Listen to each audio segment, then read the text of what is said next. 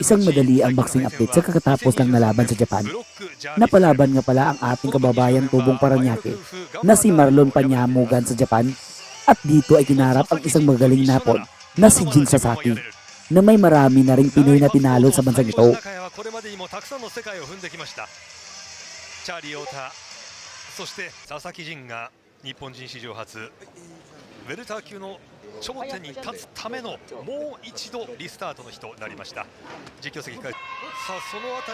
Sa umpisa ng laban ay nakipagpalitan agad sa kabayan at may pagkakataong pangang tinamaan niya ng solido sa isang straight ang hapong ito at napahawak na lang sa lubid.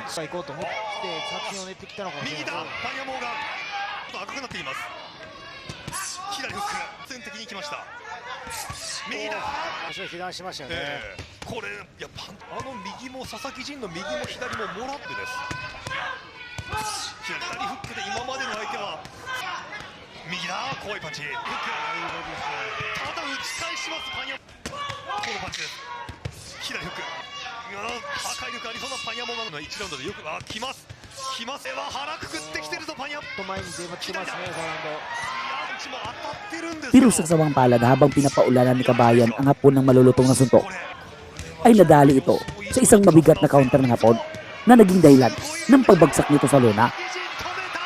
Pero ganun pa man ay binagyang pugay ito ng hapon dahil sa tapang nitong makipagpalitan sa ibabaw ng lona.